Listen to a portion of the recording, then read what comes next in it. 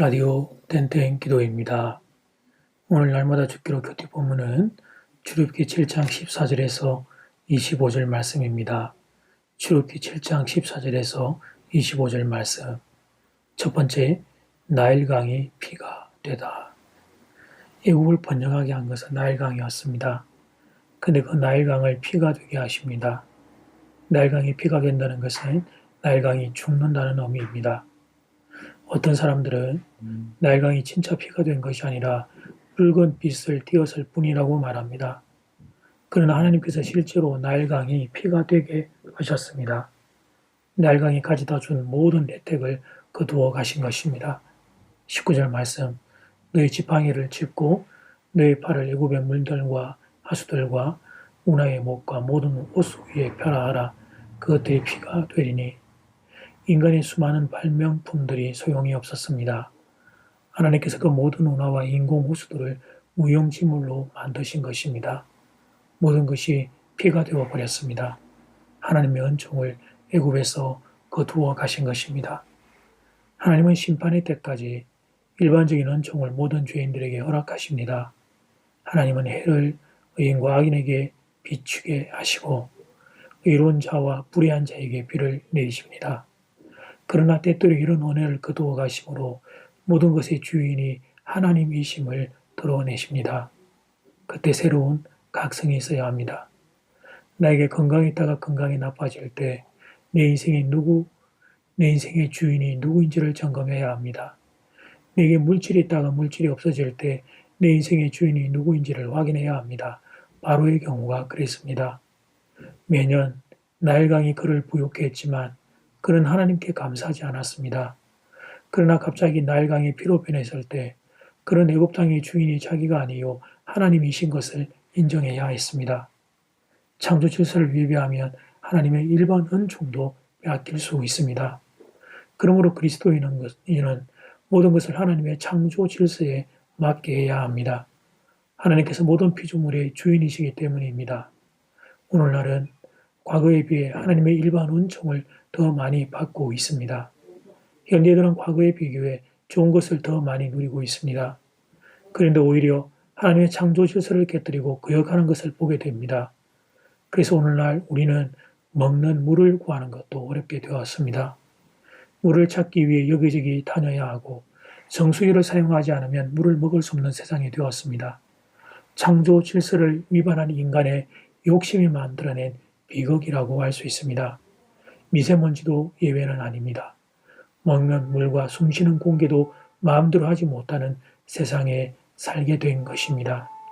그렇다면 이제 우리 모두 하나님 앞에 겸손할 때가 된 거 아닐까요? 주기도문의 내용처럼 일용할 양식을 주시옵소서가 우리의 기도가 되어야 합니다. 날마다 하나님의 도우심을 구해야 합니다. 내가 가진 것을 의지하는 것이 아니라 하나님을 의지하며 살아야 합니다. 바로처럼 어리석게 끝까지 자신을 의지하는 것이 아니라 하나님을 의지해야 합니다. 두 번째, 하나님 능력의 상대화. 나일강이 피로 변했을 때 애굽인들과 바로는 어떤 반응을 보입니까? 그들이 가장 먼저 한 것은 애굽의 술객들을 통하여 하나님이 행하신 것을 흉내내는 것이었습니다. 22절 말씀, 애굽의 요술사들도 자기들이 요술로 그와 같이 행함으로 바로의 마음이 완악하여 그들의 말을 듣지 아니하니 여호와의 말씀과 같더라. 애굽의 술객들이 한 것은 자기들도 이런 일을 할 수 있다는 것입니다. 그래서 하나님의 능력을 상대화시켰습니다. 이것은 하나님만 할 수 있는 것이 아니라 우리도 할 수 있는 일이다. 그런 생각을 갖도록 만들었습니다. 이 일은 하나님만이 하시는 것이 아니라 인간도 할 수 있는 일이라는 그릇된 자신감으로 애굽인들의 마음속에 심어줌으로 이 일의 심각성을 잊어버리게 만들었습니다. 참된 지식은 우리로 하여금 하나님 앞에 겸손하게 합니다. 그러나 세상 지식은 어떻게 해서든지 하나님의 능력을 상대화시켜 하나님께 우리 자신을 낮출 기회를 빼앗아갑니다. 그래서 바로의 마음이 완악해지게 된 것입니다. 이제 애굽인들은 이 재앙에 대한 두려움은 잊어버리고 식수를 찾는 일에만 급급하게 되었습니다. 결국 중요한 것은 가르침입니다. 어떤 가르침이냐라는 것에 따라 모든 걸 보는 눈이 달라지기 때문입니다. 이렇게 거짓된 능력이나 술수는 애굽인들로 하여금 하나님 앞에서 두려워하는 대신 부담 없이 자기의 필요를 따라 물을 구하러 다니게 만들었습니다. 바로와 애굽 사람들이 이런 술사들의 마술에 쉽게 넘어간 것은 그것이 그들이 원하는 것이었기 때문입니다. 하나님을 인정하기 싫은 마음이 있었기에 술사들의 마술을 핑계 삼아 하나님을 외면한 것이었습니다. 그들의 그 교만한 마음, 하나님을 마음에 두기 싫게 됐던 그 교만한 마음이 문제였습니다. 결국 사람은 겸손하지 않으면 어떤 말씀과 기적에도 돌아서지 않습니다. 겸손한 마음이 왜 축복인지를 깨닫게 되는 순간입니다. 하나님의 능력을 상대시키는 이 세상에서 그럼에도 예수님을 따라 좁은 길을 걸어갈 수 있는 여러분들 되기를 주님 이름으로 축복합니다. 이제 첫 번째 기도 시간입니다. 받은 말씀과 개인 기도 제목을 가지고 함께 기도하는 시간입니다. 이 시간 다 함께 마음을 모아 주님 앞으로 나아가겠습니다.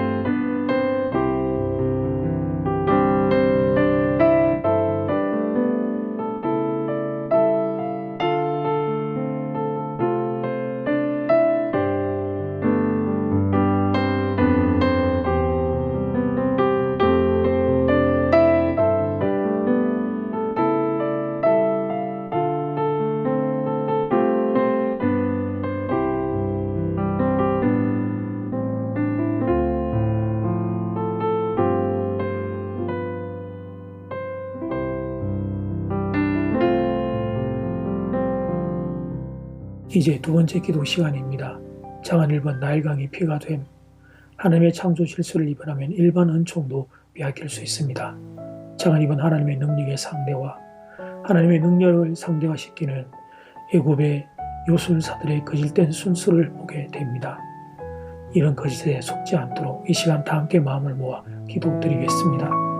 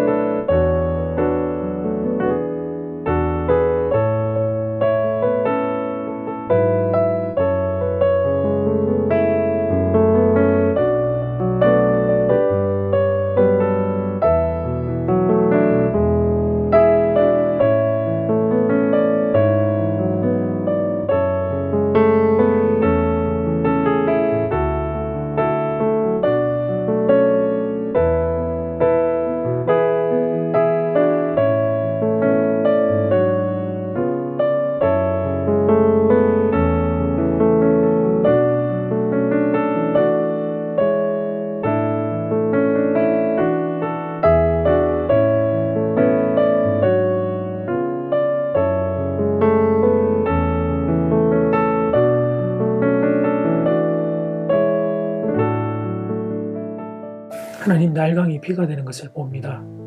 하나님의 창조 질서를 위반할 때 일반 은총도 빼앗길 수 있다는 사실을 말씀을 통해 보게 됩니다. 그런데 그 하나님의 능력을 상대시키는 인간의 하나님 교만한 시도를 또한 보게 됩니다.